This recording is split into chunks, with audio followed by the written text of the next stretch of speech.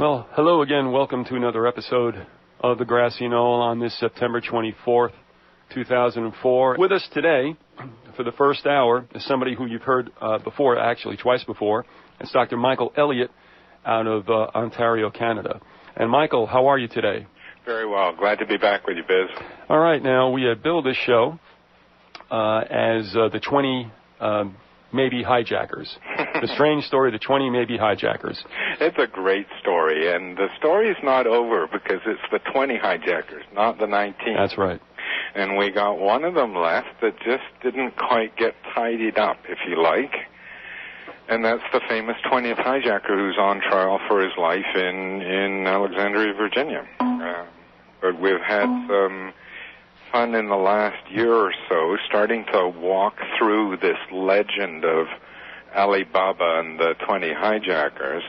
Uh-huh. And when you start scratching the surface, it just falls apart so quickly. And it started falling apart literally within 5 days of 9/11. The head of the Foreign Service for Saudi Arabia delivered official protest to Bush, saying that 5 of the alleged hijackers were in fact alive and well and living in Saudi Arabia. And over the next sort of 2 or 3 weeks, it turned out that 7 of the hijackers, matching the faces and matching the birth dates, never were even in the United States on 9/11. And this all sort of has been totally reported in the European press and totally blacked out of North America. On the 27th of September in 2001, the FBI released their official list with the 7 guys who are still alive, still on it. They ended up having to make an official apology to one of the guys in Saudi Arabia. A lot of them were from Saudi Arabian Airlines. So anytime people start running by you, oh, the Saudis did it, the Saudis were behind 9/11, the Saudis financed all the funding, all the terrorism, take another look, because it just doesn't stand up at all. You may be getting to this, but unless you want to talk about this later, can you hazard a guess, or do you know how those names were obtained? Was there some kind of database from which they were ripped? Yeah, it looks like there are 2 or 3 databases. One of the FBI in creating the list definitely targeted Saudi Arabian Airlines. So some of these guys are people at the desk of Saudi Arabian Airlines in Riyadh or Jeddah, and never been to the United States. Other people who were labeled as pilots were people who had been to the United States in the past for training and had received visas. And the visas, all by coincidence, or 15 out of 19, all seem to have come out of one office, and that's the office in Jeddah, Saudi Arabia. And this is the office that Stanley Springman used to work at in the 80s. He was head of the visa section in the American Embassy. And in the 90s, long before 9/11, he documented that they were running a CIA visa operation there. And every time he had turned down some sort of scurrilous character that didn't look like he was going to the United States for valid reasons, 15 minutes later, one of the other guys in the embassy would come over and say, well, you got to issue this guy a visa. And Stanley would say, why? And he says, well, you got to. He said, Michael Springman. Michael Springman said no, and within half an hour, the ambassador of the embassy had overruled him. I think we're getting an echo here. Yeah, we are. Do you want me to call back? No, it's not. It's all right. It's in the board here. We got a lot of RF, and it's not been really addressed. So a magazine sprung some of the visas out under Freedom of Information Act, including the visa for the guy who was meant to fly the plane that didn't crash into the Pentagon. And those visas are a joke. They say, like, what's the address you're going to be staying at in the United States? And he just puts hotel. And he has no problem getting a visa. Huh, beautiful. So we look at this, and you see that a lot of the visas are coming out of the same CIA-run operation in Jeddah. And they may or may not even correspond to real people. We've got 7 of them who are still alive. We got about half a dozen that were definitely real, people like Muhammad Atta and Hanji Hanjor. And one of the ways you can tell they're real is that when they're staying with people, like when they were staying in San Diego or in Phoenix, the person that's shepherding through the process of finding an apartment and getting them set up is a known FBI informant. That's one of the ways we can tell that they're real. But half a dozen of them are alive, and about 4 or 5 probably never even existed. In other words, the only trace you find of them is because the Washington Post said so, and CBS News said so, and they didn't actually live anywhere. Let me ask you something at this juncture. When you say that, the 7 that you're talking about, that group of 7, they are real persons who are back, well, not back, they're living in the Middle East, is that correct? That's right. All right, now... Holding news conferences. Yes, and disabusing the notion that they were involved whatsoever, right? Right. All right, now, do you have those names in front of you? Sorry, not in front of me. I can remember some of them offhand. I've got them. That's the only reason why I'm asking, Doc. Okay. All right, we have an Al-Nadar. Right. An Al-Gamadi. Al-Omari was definitely alive. All right, and we have, I think, last names are kind of questionable. Hamza A. something or other on 175. Right. And Ahmed A. something or other on 175. Right. Al-Hazami, who you just spoke about. Yeah. A Nawaf A. something on 77. Yeah, Nawaf, yeah. Al-Nami. Yeah. Aziz Al-Amari. Definitely alive. Al-Shahari. Not sure on him. There seems to be 2 also, Mohand and Walid. Right. Both on flight, well, one on 75 and one on 11. Yeah. We have another Al-Shari, Wael M. Al-Shari. Okay. And finally, Amer Kamfar. Right. And the Amir Kamfar, I'm not sure if he should be in the alive list or the list of which there's absolutely no trace of him being in the United States. And had never been here, is that correct? And had never been.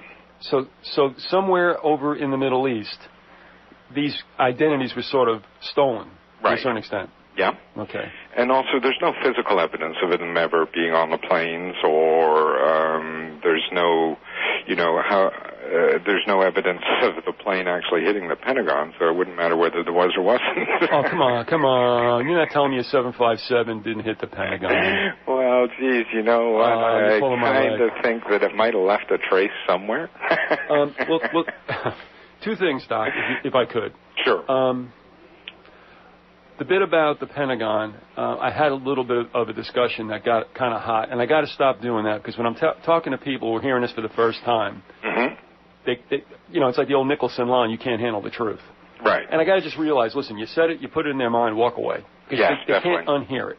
But all I kept saying was, where's the plane? Where's the plane? Where did it go? Where's the plane? Yeah, well, if you had a democracy, you might be able to have an inquiry where you could ask that kind of question. Yeah, but we have a constitutional republic, and we should be able to ask that kind of question. Have you? I mean, when was the last time we had a constitutional republic? What's left of it, I think there's a couple of pages left to it.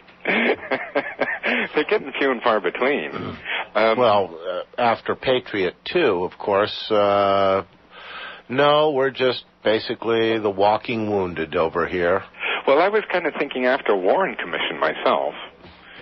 Yeah, well, thank you. And but yet, anyway, standard. There are a couple of standard comebacks that people come back with, and sometimes I think they're reading for a script. But one of them is what happened to the plane. Well, don't forget, we only have their notions. It's just what they're telling us that the planes came through. And in Flight 77, the plane that didn't hit the Pentagon, we've got actually one other thing, and it's the only one of the 4. Which is the air traffic controllers at Reagan Airport, who were on record to say that they did see a plane coming in. They did say a plane hit the Pentagon, and that plane was moving too fast and cornering too tightly for it to be a big cargo plane like a 757. So in that one in particular, we do have evidence that it was a real plane, and the plane was way too small and way too fast to be a big jumbo. If I could, I wanted to ask that second question of you. Is it all right? You want me to go with that now? Go ahead, sure. We have seen I've seen in the New York Times in the days after 9/11. I went back and took a look in the archives. And how much can we trust the passenger manifestos that were published only because there are no Middle Eastern names on it. And what's your take on that? I think they weren't on the planes. I don't think they were ever on the manifest. Do you think that any of them could have gotten on? And I don't believe this, but I'm not going to take you there. I'll let you speak to this. Mm-hmm. You know, even before 9/11, you had to show a license or some kind of form of identity. Absolutely. In the old days, I actually used to buy plane tickets and sell them as commodities, and people would get on as Kay Hansen or whatever. Right. Who the heck's that? Well, this Vyzygoth. But the thing is, they could not have gotten away with that kind of deal, you know, on 9/11/2001 because they had to show some kind of ID. Absolutely. And there is, you know, you got to think of it, there's, I don't know, let's say 2,000 flights a day leaving everywhere. And everybody has a passenger manifest, and sometimes planes crash for their own real reason. And within, 10 seconds, the airline has the complete list because they're getting on the phone and calling next of kin. So there was never any idea in my mind that the first passenger manifest lists out should be anything other than authoritative, and they didn't contain any Arab names. At this juncture, I also want to mention that you can instant message us here to ask a question or make a comment to Dr. Elliott and myself and TC at this AOL address. That's AM1350WDCF. You can also send an email to Vyzygoth@hotmail.com. That's VYZYGOTH. Vyzygoth@hotmail.com. Or the AOL IM address, AM1350WDCF. And I was a little late on the draw on this one, Doc, but we did get a question out of California from a listener by the name of Brian. It says, is it true that the flight manifests of all the flights that crashed on 9/11 had no Middle Eastern names? And that's basically what I had asked, and we know they didn't. Yes, I'd agree that there were no Middle Eastern names on the manifest. And also, I would the FBI changed around and weaved, duck, and dodged for about a week and a half before they came out with their final list, because some of the first tries they came out with had been dead for over a year, so that didn't work very well. There's also a very interesting thing there are a couple of stories, and it's hard to know which ones to believe, of these guys getting driver's licenses. We'll get back to that after the break. Yes, thank you. Hold on to that thought if you would, please, Doc. You're listening to the Grassy Knoll on AM 1350 WDCF, and we'll be back right after these messages. Wait. You want to go? I want to talk about the bumper music. No, don't do that. Kenny Loggins, right? Yes. Can you keep Kenny Loggins out of this? It's chick stuff. You know, he says it's girly stuff. It's girly stuff. All right, listen, what we're going to do, we're with Dr. Michael Elliott. The website, by the way, that we've been remiss in mentioning that is 911review.org. We're going to be back with Michael in a second, but just for our listeners at this current real time, Michael, Harry just got an update on good old Gene at 5 p.m., and what is the deal? Oh, they're moving the track a little farther west, so if it maintains its current projected path, it will enter around West Palm Beach, move up the central part of the state, just east of the central part of the state. Destroy Polk County again. Polk County, there's a hurricane wind watch warning for Polk County, Sumter counties, and areas just west, or east rather, the Tampa Bay area. And that's largely due to the fact that the forward speed is picked up to about 12 to 13 miles an hour. And they expect it to be a Category 3 when it makes landfall. All right. Good news for Florida. Yeah, here we go again. Hey, where else do you live where you get 72 hours to 3 weeks to plan for a disaster? To get running, yeah. You got to move down here sometime, Doc? All right, let's get back to business, if you will. We were talking about the hijackers, and what in particular? Well, there were a couple of different things. One of the things was you asked, you needed licenses to get on board planes in those days. That's your idea, yeah. Mm-hmm. And they must have thought about that afterwards, because in the first list they brought out just the people who I think were actually on the planes. And then they started imagining and bringing together who the supposed hijackers were. And it took them a week or two to get the dead ones out, scramble around and get that together. And then somebody must have figured out that you needed licenses. And a little later, one of the newspapers of what I call disinformational record, the Washington Post, I think it was, brought out this story about how 3 of the driver's licenses, and for all we know it may be true, listed with their addresses for 3 of the hijackers, Pensacola Naval Air Station in Florida. Mm-hmm. And so this is a little curious. What are hijackers doing living on an airbase? Well, they were anything they want. They were trained there. They were what? They were trained there.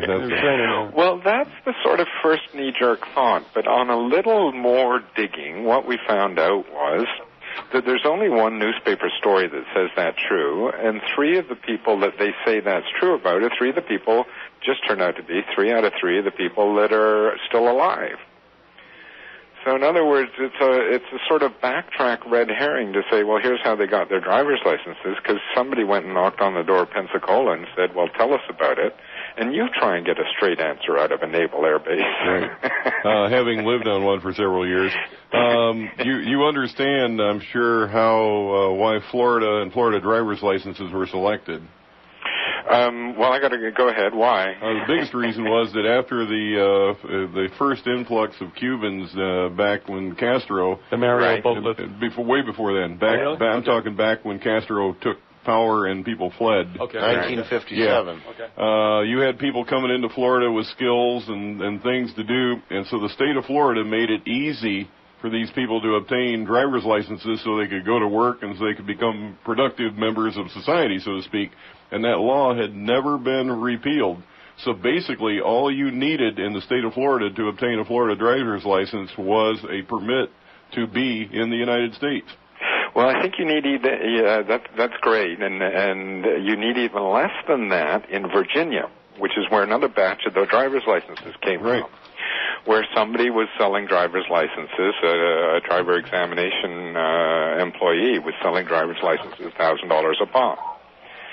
And she got busted by local police just around the time of 9/11. I think it was a couple of days before, and there was a couple of days after. And one of the people that got arrested with her, people that were about to buy licenses, turned out to have a day pass to the Twin Towers from a few days before.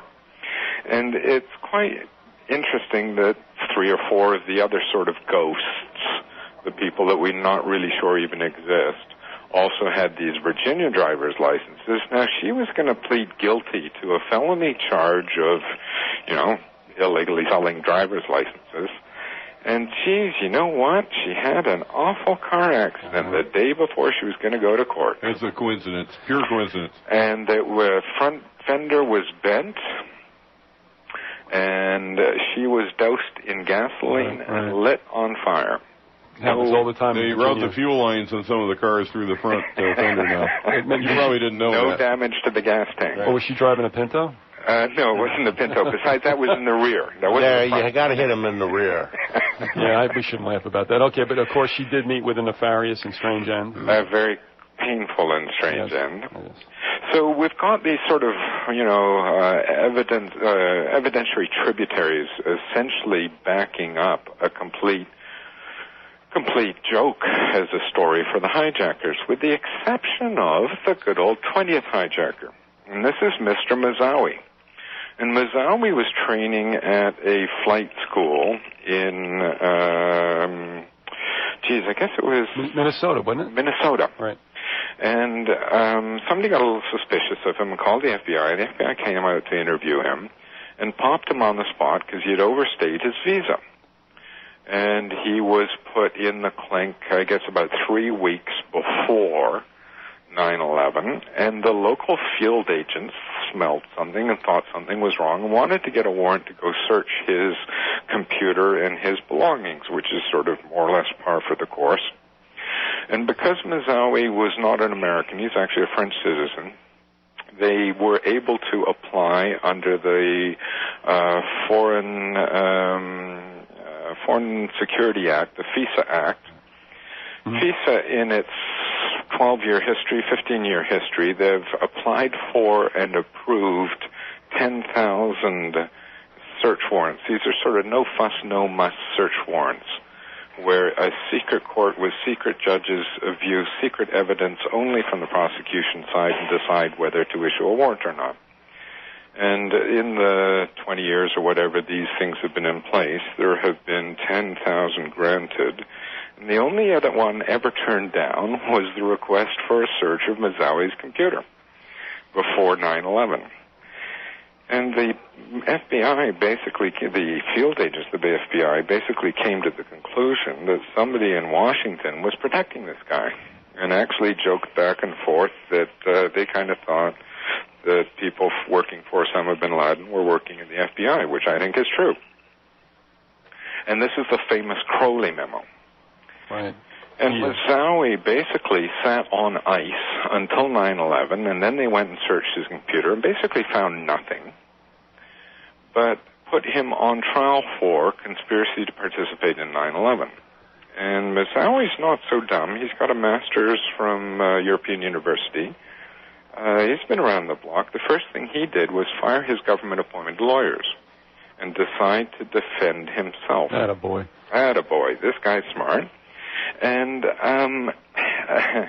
they didn't help a whole lot. They gave him a pencil and a paper to write all of his legal motions and no printer, no computer to print things off. So for about the first year and a half of his trial, he was defending himself, and his motions were scanned in, and somebody at one of the good internet sites, cryptome.org, did a transcription of all of his handwritten motions. You can find the links on 9/11 Review, and we've done the best of a selection of our take on the best of Moussaoui's motions. And he is explicit. He says the FBI was actively participating in the events of 9/11.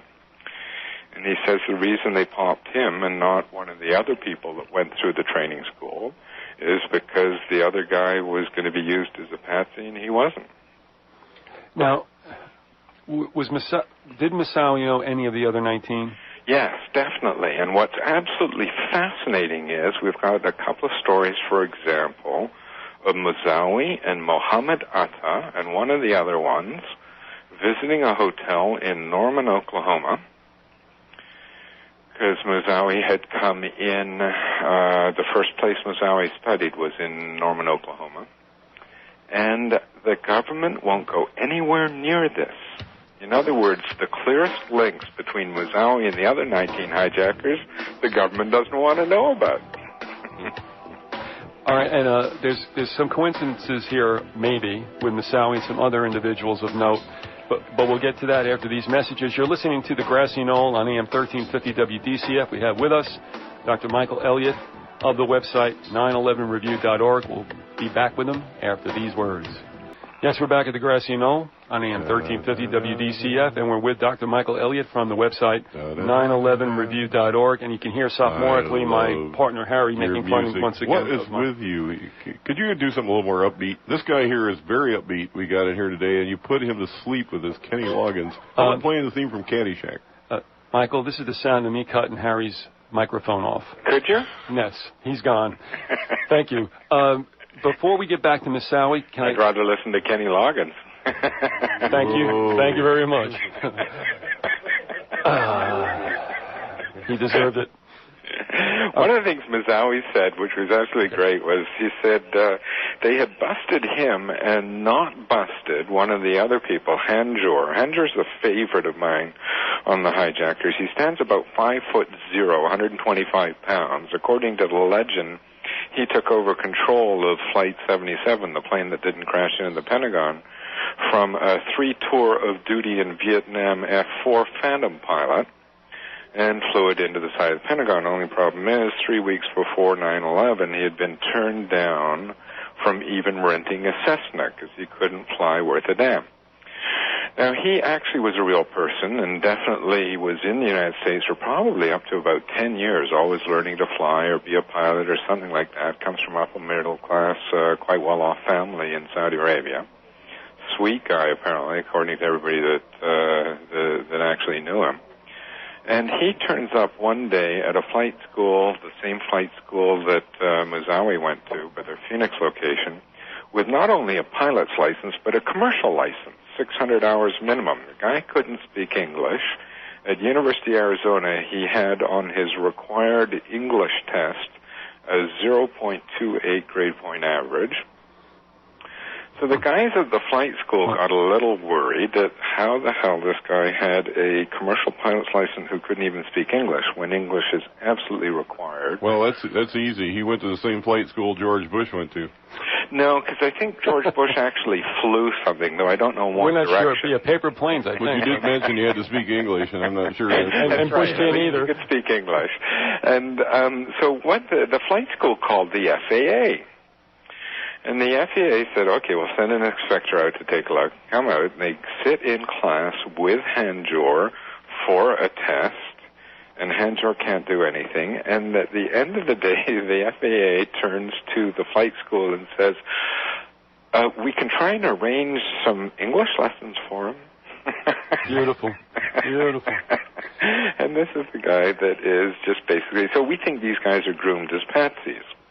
But not only do we think it, Moussaoui, who's on trial for his life, not only thinks it, but says it. Take a look at what he's saying on 911review.org. Take a look for the page that's called In His Own Words. Okay. And he is absolutely explicit. The FBI was a part of this operation, beginning, middle, and end. Well, let me ask you something. Well, throw out these statements before we get away from this too far. Moussaoui, let me ask you this first, and then I'll give you what I got. Sure. Do you think he might be government? Well, Moussaoui's saying that they're shepherded by government. Now, Stanley Hilton's lawsuit, which he's filed in Northern California, says that some of the hijackers, their wives, were saying they were actually paid by the government. Now, whether they're paid by the government or patsies for the government, it's a broad line, and we say it depends case by case. Well, check me out on this information, because I think Moussaoui is a very, very interesting character. He is fascinating. Now, was he not, when he was in Minnesota, a roommate of one of the pilots that perished in the Wellstone crash? This does appear to be true. All right. Secondly, in Norman, Oklahoma, does he not have some contact with Philip Berg, the American that was supposedly beheaded? I'm not sure about that. I know that has been reported, but again, you have to look to see whether the only thing you've got to go on for a story like that is an article in the Washington Post. Right. And if there's not an article with, say, an interview with a waitress who served them at a restaurant that has her name that can be followed up and confirmed, then you got to be a little careful, because they just love proliferating their red herrings. But you do know that Moussaoui was in Norman, Oklahoma. Absolutely. Moussaoui started his time in the United States at Norman, Oklahoma flight schools, and it seems that those are a great favorite for people coming in. I think you can confirm that Berg was there. I think he might have had a brush, like a little misdemeanor with the law. Could be. He was definitely in Oklahoma. But I think that is likely to be schools of red herring. So we'll just leave those aside and go back to what Moussaoui says himself. And Moussaoui says that the government were basically running this operation, which is one of the reasons why they sat on Colleen Rowley, and allowed no action to take place. Now, when you look at the government's case, what's so funny is that we do have these credible and checked out reports of where Moussaoui was in contact with some of the 19, or at least the real 7 of the 19, and the government doesn't touch it. It's not in the indictment. They leave it alone completely. They steer way away from it. And in fact, what they're trying to use as evidence against him is people from the Gulag, from Guantanamo. And in actual fact, all the evidence they want to admit into the case is all so-called secret evidence from the Gulag, what we call the denizens of the Gulag. And we've done a decomposition of the evidence that they're trying to present. And on the face of it, they sort of name 3 people as being people who are testifying against Moussaoui, but can't be cross-examined and won't be brought to court. And these 3 people are absolutely fascinating. We've done a study of this, and it's now available through wingtv.net, and it's called Secret Evidence. And what's so interesting is that the first person, who's very famous in the 9/11 legend, he's sort of a kingpin in Al-Qaeda, if you want, Khalid Sheikh Mohammed. It looks like, according to both BBC and Pakistani news reports at the time, confirmed about 6 times over, that he was shot and killed and confirmed as dead by his wife 6 months before he was captured. Amazing. Amazing. So one of the lead witnesses, according to the government of the United States, against Moussaoui is somebody that has been reported as dead from about 4 different sources. All right. And then they have this great raid, and there's a fabulous reporter in the United Kingdom called Robert Fisk. Right. And he wrote an article on the raid where this guy was allegedly captured 6 months after he was killed. And Fisk starts off in the repertoire of the theater of the absurd to which the American War on Terror seems to descend. This is closer to the arrest of Khalid Sheikh Mohammed is closer to the Gilbert and Sullivan end of the repertoire. Actually, I'm quite surprised that Fisk is still alive, to be honest with you. He's great. He's got such a tongue-in-cheek, and he's doing, he's about the only reporter, him and Chris Boland. Chris Boland, AmericanFreePress.net. Yes. You've got to look at his stuff from last week with the mayor of Shanksville, Pennsylvania, saying, what plane crash? Well, all right, Mike, let me ask you about that because, it was kind of hard. I mean, I read the article, and I wasn't sure where they were going with it. To me, what it meant was, well, there might have been, but this thing got atomized somehow, some way. In other words, this story about, and we've said this on the program before, reading excerpts of the New York Times when they did interviews with supposed eyewitnesses, they said, well, the plane was flying low and slow and kind of yawing, and then it finally went down. But you don't create that kind of havoc and so little debris if you're flying in that manner. What I'm saying is I think that confirmed the fact that thing was shot in the air and came plummeting down like a bird. Right, and spread over a 7-mile debris field. Now, according to your National Transportation and Safety Board... Ours? Okay. Yeah, crashed intact. And the engine that's 7 miles upwind of it, well, it just sort of was debris that blew up there. They weigh about 7 tons. Yeah, that can happen. Now, my question is, under United States statute, the National Transportation and Safety Board is obligated to hold an inquiry into all plane crashes. How come there hasn't been any inquiries into any of the 4 plane crashes? Right. It's a trick question. Yeah. Well, no, it isn't a trick question. There's an easy answer. You know what it is? Tell us. The head of the National Transportation Safety Board, Carmody, who was put into her position about 3 weeks before 9/11, is so excellently qualified. That's for sure. She was the lead investigator on the Wellstone crash. And was the lead investigator on the Carnahan crash. Well, that's certainly coincidence. Her credibility in my mind. You bring up a lot of coincidences, and I think that it's fascinating. Well, it would be interesting to know why nobody has filed a writ mandamus for the enforcement of the Act for National Transportation and Safety. Because this is quite a part of it. One other thing, and we're going to go with break, and when we come back, I want to tie up some loose ends if we could. But the other thing about Moussaoui was, what I found was interesting, is that he has some usage in other venues, and that is when they had the conference down in Princeton so that the bereaved could listen to their loved ones on the tapes. Well, when they all came out, only one was allowed to speak, and she's the same one that spoke back right after 9/11. Right. But be that as it may, everyone else said we couldn't speak because the ongoing trial with Moussaoui prevented them from saying anything. So in other words, they had a very convenient gag mechanism in place. Well, not only that, all of that was thrown out. All of that was ruled inadmissible by the judge. So in actual fact, they didn't even have the gag in place. Well, what was ruled inadmissible? Any evidence from victims on 9/11 was ruled as prejudicial by the judge. The judge is great. The judge has been an absolutely essential part of the war on terror. She sentenced 3 U.S. citizens last year, or the year before, to life in jail for playing paintball jihad. Yeah, I did read that. That is amazing, isn't it? I would have thought that might have happened in Canada. No, huh? Dr. Michael Elliott from 911review.org. You're listening to the Grassy Knoll on AM 1350 WDCF. We'll be back in a couple of minutes. Much better. Okay. That's what I like. I like that. I like peppy, snappy. Yeah, Michael likes snappy, too. We have Dr. Michael Elliott with us from 911review.org. Go check out that website if you're in proximity to your computer, if you will. Is he in Canada? Yeah, he's in the capital, which we all know is Toronto. Right. I saw the movie. I know. We won't tell you where Canadian Bacon. You ever see that movie? I tried to burn the copy. Okay.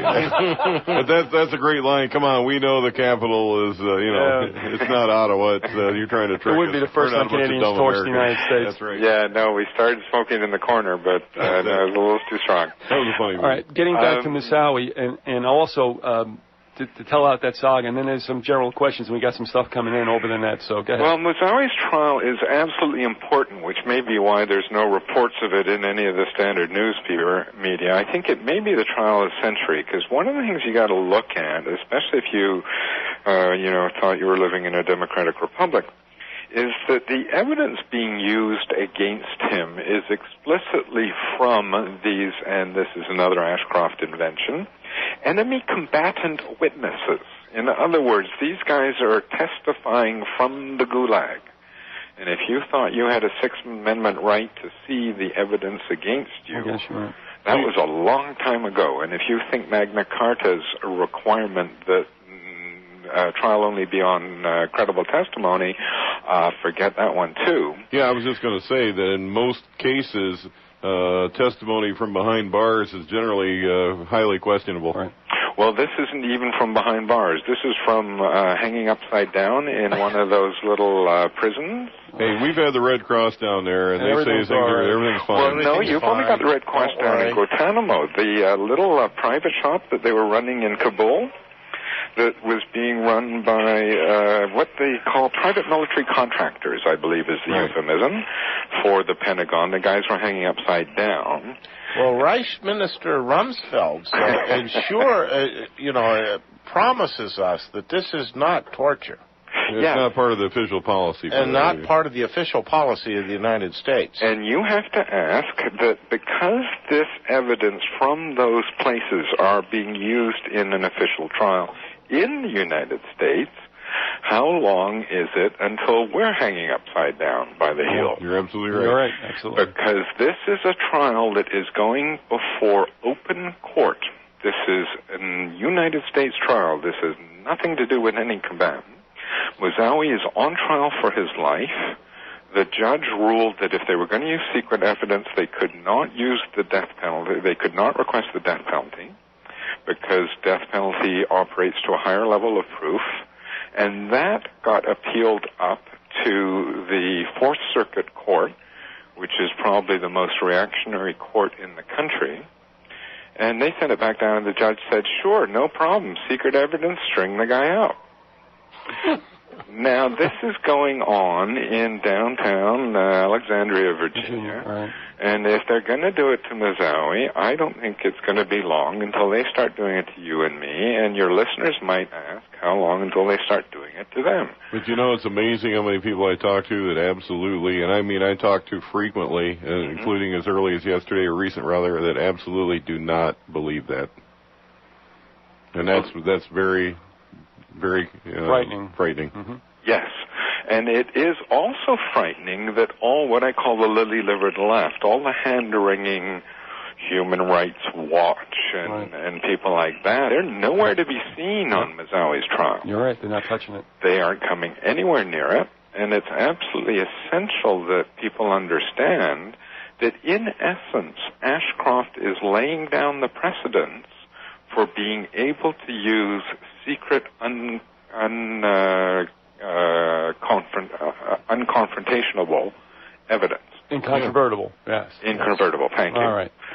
And that this is really being accepted by the Fourth Circuit Court of Appeals. And if you look through our secret evidence chat book that's on wingtv.net, you'll find the analysis of the Fourth Circuit Court's opinion, where nobody at any point raises the just slim possibility that maybe some of this evidence was subsequent to torture. You know, you made kind of a slip of the tongue, but sometimes... Freudian? It's Freudian, but not really.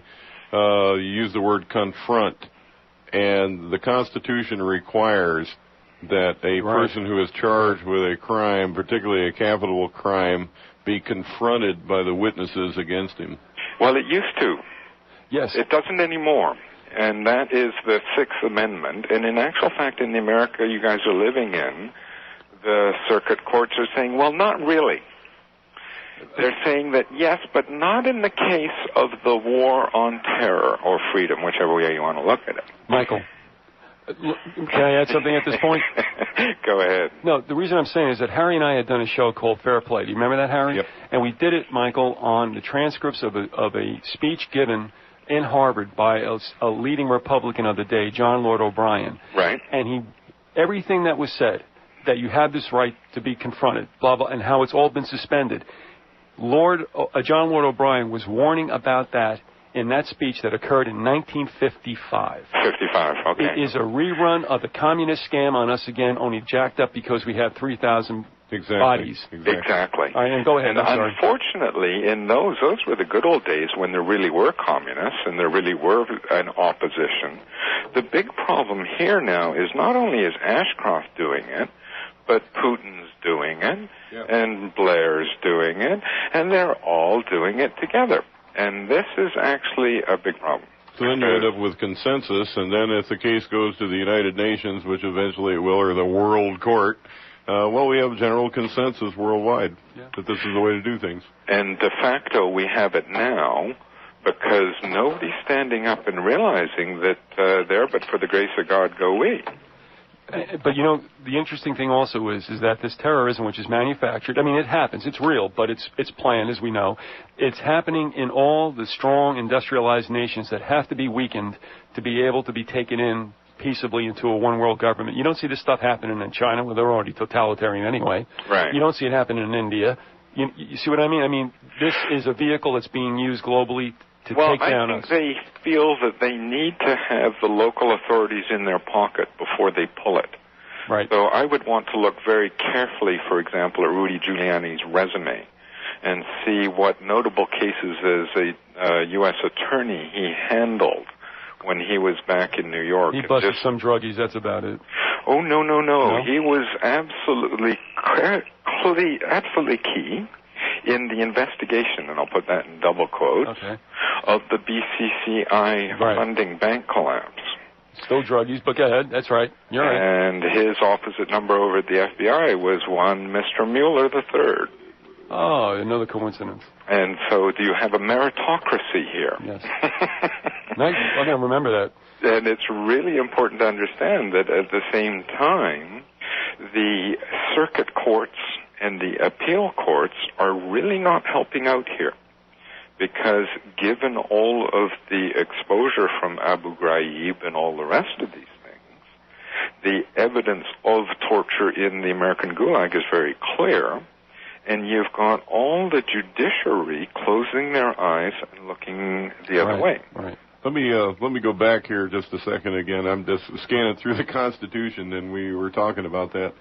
And for those listeners out there, I'm going to break into the middle of it, but it says that the person should be informed of the nature and cause of the accusation, to be confronted with the witnesses against him, and to have a compulsory process for obtaining witnesses in his favor, and to have assistance, counsel for his defense.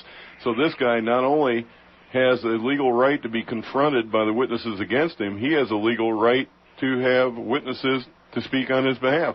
And what's even most fascinating about Moussaouy's trial is that he wants one of these witnesses of the Gulag, Khalid Sheikh Mohammed, the guy who's dead, to testify in his behalf. Because in actual fact, in some of these cases, and it got scrubbed off CNN's website, after one of these guys got captured, there was information leaked out of his initial interrogation by Pakistani police, which said OBL, Bin Laden, and Al-Qaeda, the sort of small group in Afghanistan, had absolutely no knowledge of 9/11. We have about a minute left, Michael, so, I mean, you hit the high points, and I'll say goodbye to you now and close that as you will.